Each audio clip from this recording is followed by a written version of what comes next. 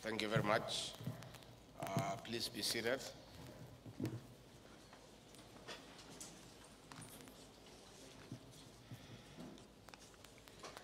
The Principal Secretary for Crop Development, Dr. Paul Rono,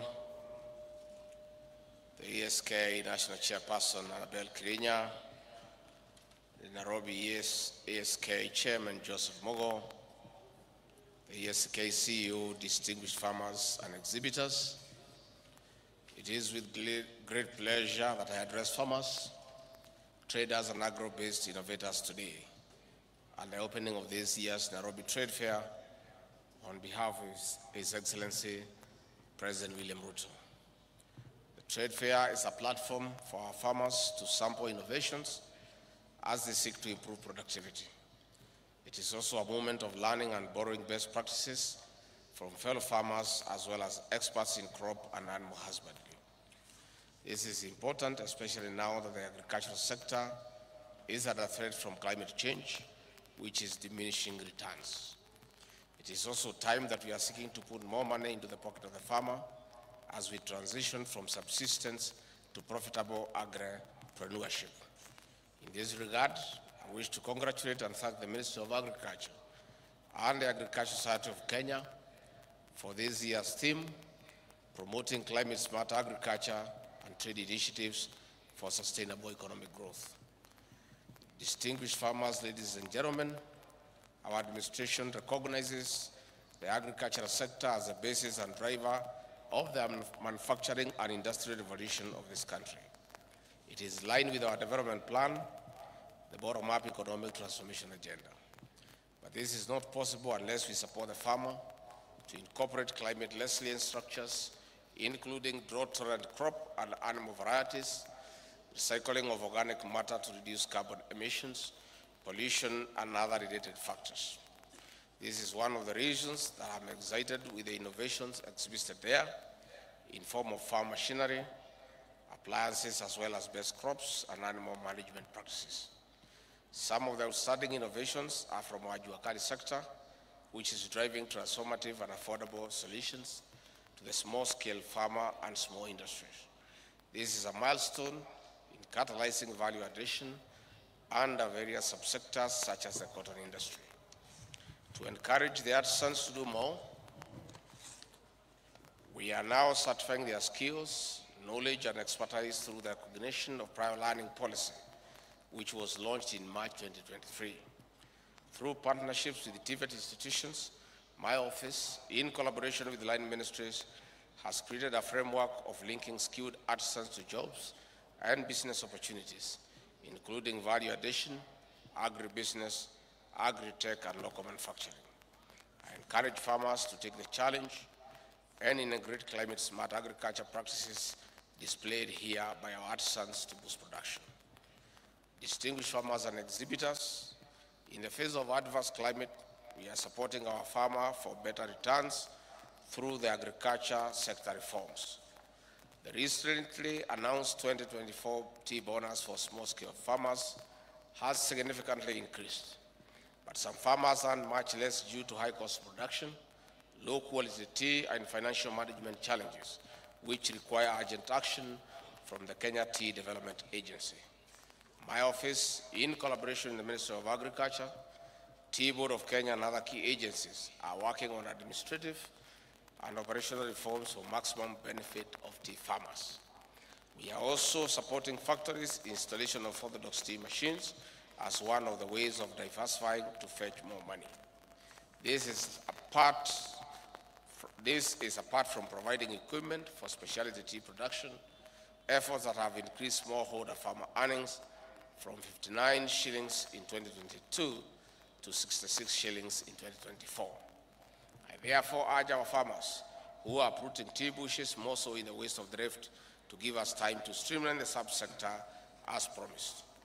Distinguished farmers, ladies and gentlemen, on the coffee subsector, reforms at the Nairobi Coffee Exchange are bearing fruit, with 47 auctions conducted since reopening in August 2023 to date. The average price per 50 kg bag has increased to $237 from $188 before the reforms. Today, we have 15 farmer cooperative union brokers or grower brokers who are presenting own coffee for sale at the Nairobi Coffee Exchange, as opposed to only one before the reforms.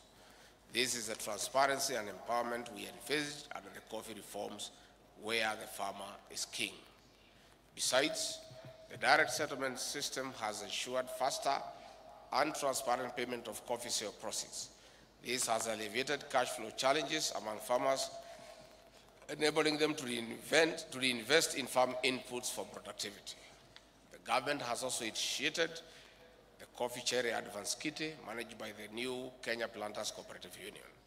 In the financial year 2024-2025, we have an additional allocation of 3 billion shillings for the Coffee Cherry Revolving Fund. In expanding and sustaining our coffee export markets, we have leveraged commercial diplomacy through our foreign missions. As regards the European Union deforestation regulations, my office is coordinating a high-level interministerial committee for compliance before December 30, 2024.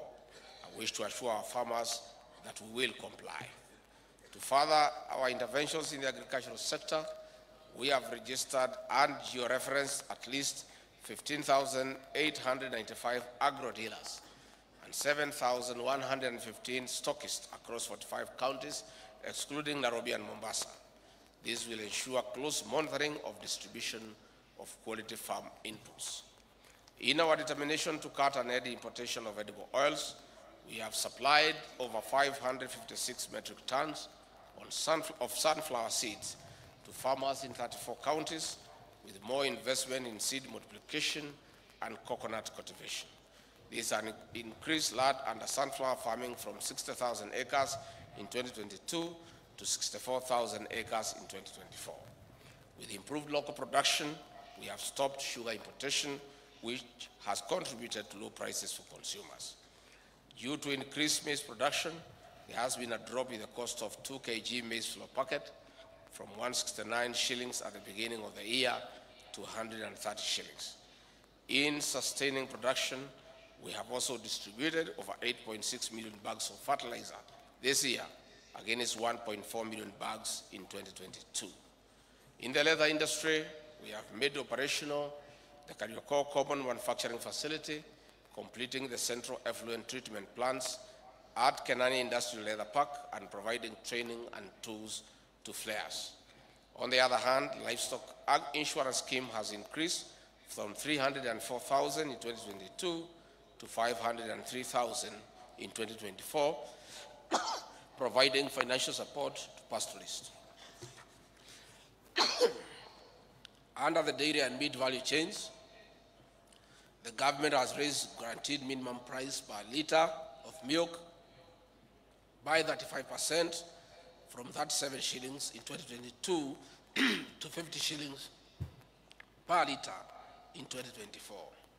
Milk production has also increased from 4.6 billion litres in 2022 to 5.2 billion litres in 2024.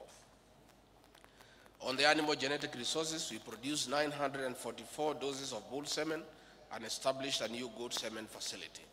We also continue implementing duty waivers and VAT exemptions to increase access to affordable livestock feeds. Under the avocado subsector, we are implementing reforms as we eye more exports to traditional markets and roping new consumers in Japan, Malaysia, India, USA, among others. The reforms and other structural interventions will continue until we put more money into the pocket of the farmer. Distinguished farmers and exhibitors, on this note, I wish to thank the Minister of Agriculture, the Agricultural Society of Kenya, traders, partners, farmers, and exhibitors for organizing and participating in this trade fair.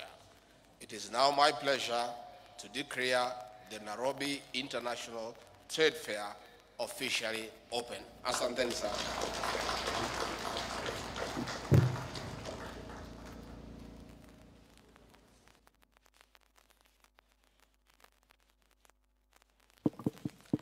Thank you so much. Let's appreciate